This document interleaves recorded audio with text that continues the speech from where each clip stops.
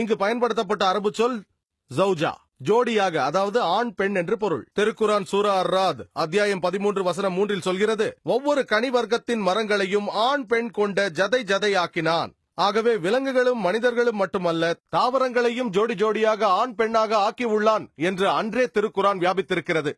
மேலும் திருக்குரான் சூரா யாசின் அத்தியாயம் 36 வசனம் 36 மனிதர்களையும் பூமியில் முளைக்கும் புற்பூண்டுகளையும் ஜோடி ஜோடியாக படைத்து இவர்கள் அறியாத மற்றவைகளையும் படைப்பவன் மிக பரிசுத்தமானவன். ஆகவே மனிதர்கள், விலங்குகள், தாவரங்களுக்கு இடையே மட்டும் இந்த வேறுபாடு இல்லை. விஞ்ஞான அற்புதமான மின்சாரத்திலும் கூட ஜோடி அமைப்பு உள்ளது. இன்று நாம் மின்சாரம் அணுக்களால் அமைய பெற்றிருப்பதையும், அது நேர்மின், எதிர்மின், தாக்கக்கதிர்க்குட்பட்டிருப்பதையும், மின் அணு, மின் சுமையற்ற அணு போன்ற அம்சங்கள் இருப்பதை பார்க்கிறோம். திருக்குரான் சொல்கிறது, அவன் அனைத்தையும் ஜோடிகளாக படைத்திருக்கின்றான். உங்களுக்கு தெரிந்த விஷயங்களையும், உங்கள் அறிவுக்கு எட்டிய விஷயங்களையும், எட்டாத விஷயங்களையும் படைத்திருக்கின்றான். உயிரியலை பற்றி பார்ப்போம். திருக்குரான் சொல்கிறது, சூரா அல்-அனாம் அத்தியாயம் 6 வசனம் 38 அது சொல்கிறது, அனைத்து விலங்குகளும், விண்ணை சாடும் பறவைகளும் மனிதர்களாகிய உங்களைப் போன்ற உயிருள்ள சமுதாயங்களை அன்றி வேறில்லை என்று திருக்குரானில் குறிப்பிடப்பட்டுள்ளது. மனிதர்களைப் போலவே பறவைகளும் விலங்குகளும் கூட சமுதாய கூட்டங்களாகவே வாழ்கின்றன என்று இன்றைய விஞ்ஞானம் நமக்கு கற்றுத் தந்திருக்கிறது. திருக்குரான் சூரா அன்-நஹ்ல் அத்தியாயம் 16 வசனங்கள் 68, 69 அவனே மரங்களிலும் மனிதர்கள் குடியிருக்கும் பகுதிகளிலும் மலைகளிலும் அதன் கூடுகளை கட்டவும் தனது உணவுகளை தேடிக்கொள்ளவும் தேனீக்கு இறைவன் நியதி செய்திருப்பதோடு அவன் வகுத்து தந்த சீரான வழியில் சென்று கொண்டிருக்கவும் தேனீக்கு கட்டளையிட்டுள்ளான். இதை பார்த்தீர்களேயானால் இங்கு சீரான வழியில் சென்று கொண்டிருக்க தேனீக்கு உத்தரவிட்டோம் என்று சொல்கிறானே, அதன் அர்த்தம் என்ன? முதலில் சர் ஃபான் ஃப்ரெஷ் 1973 ஆண்டில் தேனீயின் செயல்பாடு, அதன் போக்குவரத்து போன்றவற்றை ஆய்ந்து அதற்காக அதே ஆண்டில் நோபல் பரிசும் பெற்றார். இன்று விஞ்ஞானம் நமக்கு சொல்கிறது, ஒரு தேனீ ஒரு புது மலரையோ பூஞ்சோலையோ கண்டறிந்து விட்டால் அங்கு வருவதற்கான வழியை அது உடனே சக தேனீக்கு தெரிவித்துவிடும். அதை தெரிவிக்க அது கையாளும் முறையைத்தான் தேனீ நடனம் என்று விஞ்ஞானிகள் சொல்கிறார்கள்.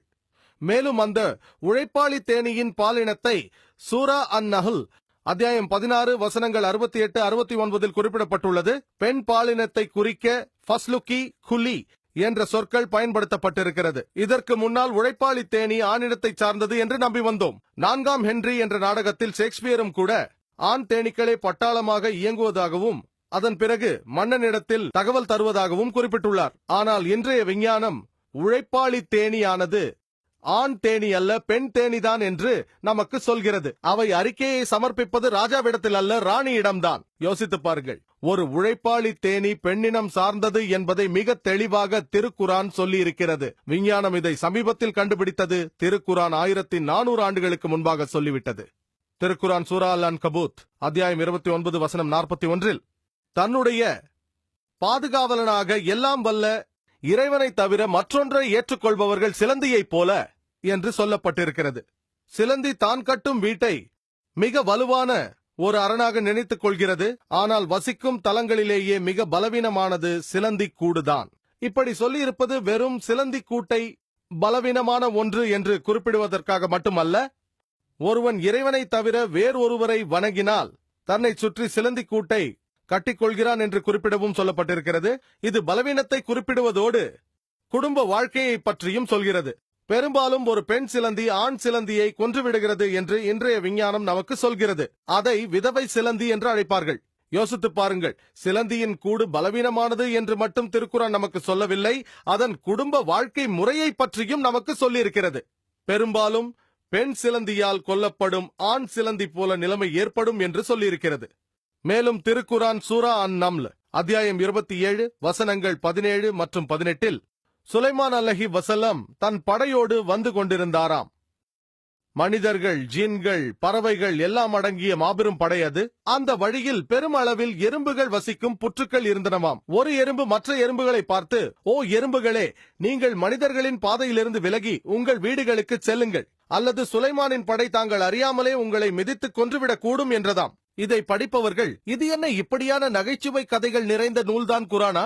எறும்புகள் பேசுகின்றனவா? நகைச்சுவை நூலா என்று கேட்கக்கூடும்.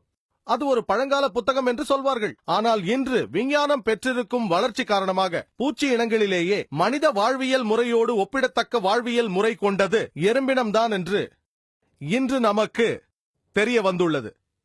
மனிதர்களைப் போன்றே இறந்தவர்களை புதைக்கும் பழக்கம் அதனிடத்தில் உண்டு. மதிநுட்பம் நிறைந்த ஒரு தொழிலியம் அதனிடத்தில் உண்டு. அதில் நிர்வாகிகள், கண்காணிகள், மேற்பார்வையாளர்கள், தொழிலாளிகள் எல்லாம் உண்டு. அவை ஒன்றுக்கொன்று பேச்சு மூலமே தகவல்களை பரிமாறிக்கொள்கின்றன. அடிக்கடி சந்தித்து பேசிக் கொள்கின்றன. நம்மை போல் அவையும் சந்தைகளை அமைத்திருக்கின்றன. நாம் பயன்படுத்தும் அநேக சந்தைகள் உண்டு. எறும்புகள் அதுபோன்ற சந்தைகளில் பண்டமாற்று செய்யுமாம். எறும்புகளுக்கு தானியங்களை சேகரிக்கும் பழக்கம் உண்டு. அந்த தானியம் முளைவிடும் பொழுது அதை உடனே நறுக்கிவிடும். இல்லையெனில் தானியங்கள் கெட்டுப்போய்விடும் என்று அவற்றிற்கு தெரிந்திருக்கிறது. அதுபோன்றே மழையில் தானியம் நனைந்து விட்டால் மழை நின்றதும் தானியங்களை உலர வைக்கும். இல்லையெனில் நனைந்த தானியம் புழுத்துவிடும் என்பதும் அவற்றிற்கு விளங்கியிருக்கிறது. இப்படி மனிதர்களைப் போல பல காரியங்களை செய்யக்கூடியவை. அநேக முறை வெயிலில் தானியங்களை தூக்கிக் கொண்டு அலைவதை நாமே பார்த்திருக்கிறோம். எங்கு செல்கின்றன என்று நாம் ஆச்சரியப்பட்டிருக்கலாம். அவை வெயிலில் தானியங்களை உலர வைக்க சென்று கொண்டிருக்கின்றன. இப்பொழுது மருத்துவத்தை பார்ப்போம். திருக்குரான் சூரா அன்-நஹல் அத்தியாயம் 16 வசனங்கள் 68 மற்றும் 69. தேனீயின் வயிற்றிலிருந்து பல நிறங்களில் ஒரு திரவம் சுரப்பதாகவும் அதில் மனிதனுக்கு நிவாரணம் இருப்பதாகவும் இறைவன் சொல்கிறான். தேன் சுரக்கின்ற இடம் தேனீயின் வயிறுதான் என்ற உண்மை நமக்கு 200 அல்லது 300 வருடங்களுக்கு முன்பாகத்தான் தெரிய வந்தது. அதாவது தேன் தேனீயின் வயிற்றிலிருந்து எடுக்கப்படுகிறது. மேலும் இன்று நமக்கு தேனில் நிறைய ஊட்டச்சத்துக்கள் இருப்பதும், குறிப்பாக வைட்டமின் கே மற்றும் புரூக்டோஸ் உள்ளது. மேலும் அதில் மருத்துவ குணமும் கிருமி நாசினியும் உண்டு என்று நவீன விஞ்ஞானம் நிரூபித்துள்ளது. அதனால்தான் 2ஆம் உலக யுத்தத்தின் போது காயமடைந்த ரஷ்ய சிப்பாய்கள் தமது காயங்களில் தேனையே தடவியிருக்கிறார்கள். மேலும் மிக விரைவில் புண் ஆறியதோடு தழும்பும் மிக மேலோட்டமாகத்தான் தெரிந்ததாம். அதோடு தேனின் அடர்த்தி புண்களை தீவிரப்படுத்தும் கிருமிகள், நுண்ணுயிர்கள் மற்றும் பூசணம் போன்றவை பாதிக்காமல் தடுத்து விடுகிறது.